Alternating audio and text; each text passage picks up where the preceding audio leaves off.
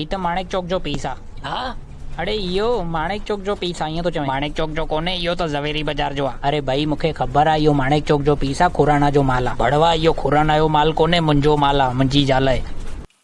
मूंखे छॾ न पा, मां छा बिगाड़ियो तुंहिंजो। मुंहिंजो नालो आ कोरोना, कंहिंजे पिणे खे बि न छॾंदमि मां 9 बजे 9 मिंटे लाइ मेणबती ॿारींदमि। हा 9 मिंट ॿारे पोइ उहा पंहिंजे पिछवाड़े में विझी छॾिजांइ, ॿुधई, मतां बची वञी। छा थियो, कपिड़ा वपड़ा धोई छॾी? कपिड़ा मां छो धोअंदमि चरी, लॉकडाउन में एतिरो कमु न कंदे?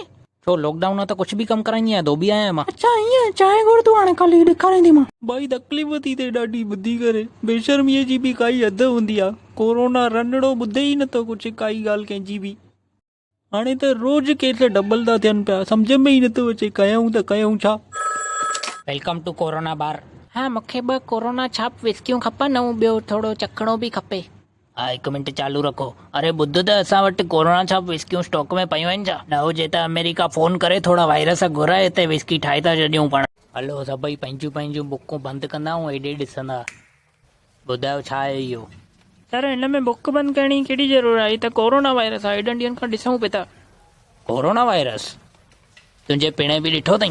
ओए ही त तूं नओं आई न, हिन करे आराम सां थो ॻाल्हाए, न त चंपाई हाणे घर वञी करे वेह हल। जो तुंहिंजे पिणे जो रोड आहे? पिणे जो रोड आहे माना इहा कहिड़ी भाषा थो ॻाल्हाई बड़वा? ख़बर नथी पवई कोरोना वायरस तो घुमे पियो? हा ठीकु आहे वञा थो। हा वञ घर वञी सुम्ह पओ भिखारी। छा थो चए पियो बबलू, लॉकडाउन में कुझु कमु धंधो करणु खपे न? मां त यार धंधो चालू बि कयो न, लीमा मिर्च बसर पटाटा टमाटा सभु विकिणा पियो। पर पोइ हिकु ॾींहुं पुलिस आई ऐं अहिड़ियूं गुईअ वारियूं लकड़ियूं आयूं अथनि, सुजी वई आहे बेसां फुल फ्लैश में। ॾिस दोस्त टेंशन न खणो, सभिनि खे हिकु न हिकु ॾींहुं मरणो ई आहे। अगरि कंहिंखे कोरोना थिए थो त इन ई मायो त पेलो, पाण खे बि कोरोना थी वेंदो। इहो वरी छा आहे, कंहिंजी मायो त पेलो?